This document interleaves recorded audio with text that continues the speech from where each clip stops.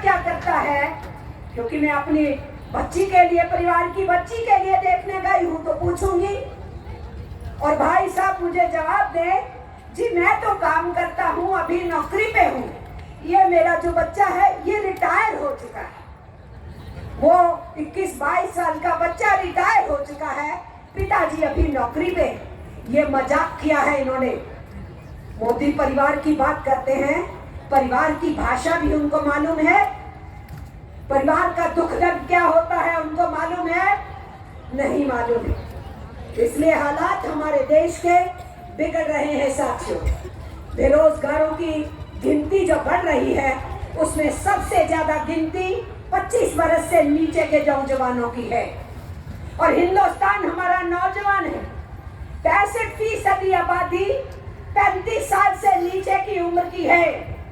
और वे उम्र के अंदर हैं लोग जिनको कॉपी किताब, अच्छी पाठशाला चाहिए और पढ़ने के बाद जिनको रोजगार चाहिए, काम चाहिए, हाथ के अंदर काम मिलना चाहिए। इस युवा भारत के साथ नरेंद्र मोदी ने करोड़ मजाक किया कि हर साल 2 करोड़ रोजगार दूंगा, तो 10 साल में 20 करोड़ होने चाहिए।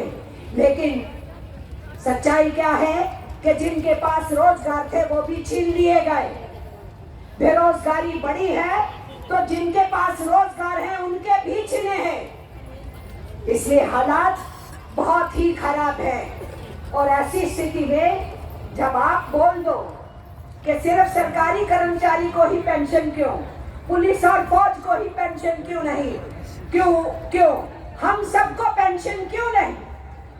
हिंदुस्तान के हर आवाम को जो भी काम करते हैं उसके बाद एक बुढ़ापे की उम्र में आने के बाद सबको पेंशन क्यों नहीं?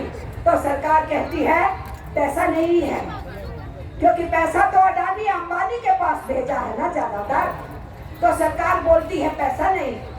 और कोई भी आप मांग रखिए, वेतन की रखिए या हमारी स्कीम वर्कर्स कहें हमें वर्कर का स्टेटस दो, हमें रेगुलर एम्प्लॉय बनाओ, हमारा मिनिमम वेज इंक्रीज करो, ठेका का मजदूर बोले मेरा न्यूनतम वेतन बढ़ाओ, दिहाड़ीदार मजदूर बोले मेरा न्यूनतम वेतन बढ़ाओ, शिक्षा सस्ती करो, इलाज सस्ता करो, हमें पीने का पानी दो, सर के ऊपर एक छत दे दो। जब वो ये कहें तो सरकार ये कहे पैसे नहीं है, हम ये कहना चाहते हैं। उसके ऊपर आप बोल देते हो टैक्स पेयर की मनी से तुमको दे दे, जो टैक्स देती है उनके पैसे से तुम्हारी मांगे पूरी कर दे, किसानों को एमएसपी दे दे, स्वामीनाथन के फॉर्मूले से उनका कर्ज माफ भाई टैक्स पेयर क्यों दे दे?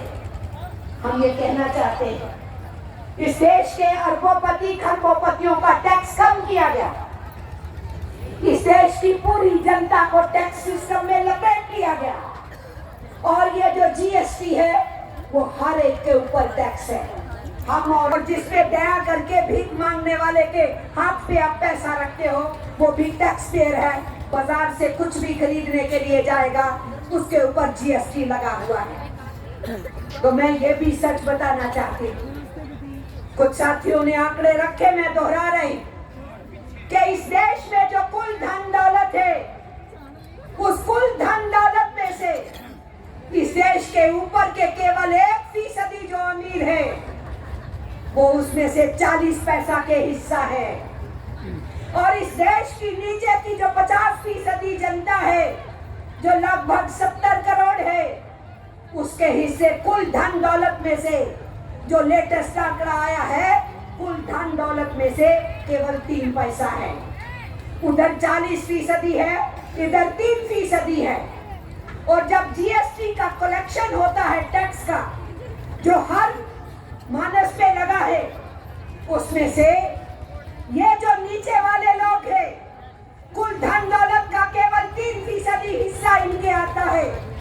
ये 65% जीएसटी का हिस्सा दे रहे हैं और ऊपर के 10% अमीर उस जीएसटी में केवल 3% हिस्सा डाल रहे हैं। तो मिस्टर मोदी, आप जो बोल रहे हैं टैक्स पेयर की मनी से जनता टैक्स पे कर रही है, मैक्सिमम दे रही है, हमारा हक उस पैसे पे है कि नहीं? मैं आपसे पूछती हूँ, हमारा हक है ना उस पैसे पे?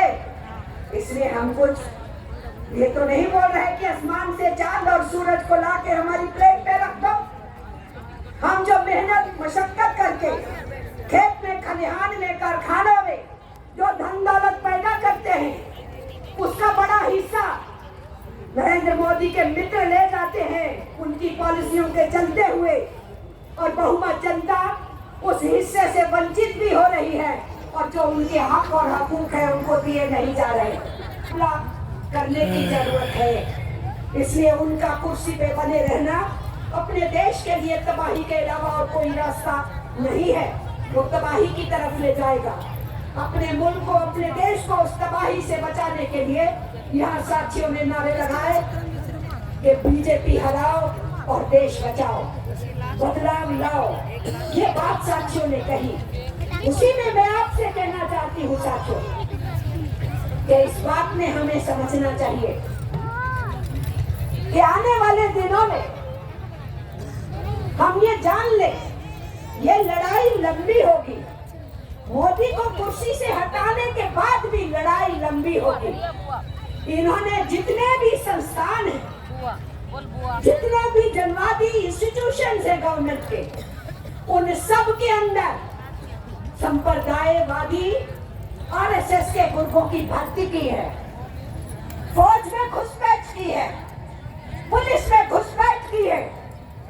कल की घटना तो आ गई ना सोशल मीडिया पे कि नमाज पढ़ रहे बैठे लोग हैं, और पुलिस जिसको संविधान की रक्षा करनी है, वो पुलिस वाला अपने पैर के जूते से उन नमाजियों को पीट रहा है, उठा रहा है।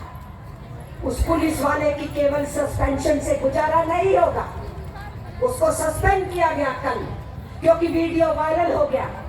लेकिन सवाल ये उठता है, पुलिस फोर्सेस के अंदर सांप्रदायिकता फिट है, हर अदारे के अंदर वो जहर घुस गया है, और वो रेल करने का काम होता है। उसने अपने ही ड्यूटी के ऊपर अपने सीनियर को गोली मारी, और ट्रेन के अंदर चुन चुन के जो मुस्लिम पहचाने जा रहे थे उनको गोलियां मारी। सिस्टम में जहर घोला गया है। इसीलिए हम लोगों की लड़ाई सबसे पहले बदलाव का मायने इनको बदलाव है, उसके बाद पूरे सिस्टम की सफाई की लड़ाई लड़नी पड़ेगी, और उसके साथ साथ जो राजनीतिक नीतियां हैं, जो आर्थिक नीतियां हैं, उसके बदलाव की लड़ाई को आगे ले जाना होगा। कम्युनिस्ट कभी थकता नहीं है, लाल झंडे वाली कभी थमते और रुकते नहीं है। वो जानते हैं कि इस लड़ाई को आगे चलाया जा सकता है और हिम्मत से जीता भी जा सकता है। इसलिए मैं लंबी चौड़ी और बातें न करके इन हुकूमत का पर्दाफाश करना चाहती हूँ, क्योंकि ये लड़ाई हमारे लिए नई नहीं है। ये लड़ाई हमारी बहुत पुरानी है। हिंदुस्तान के अंदर जब कम्युनिस्ट पार्टी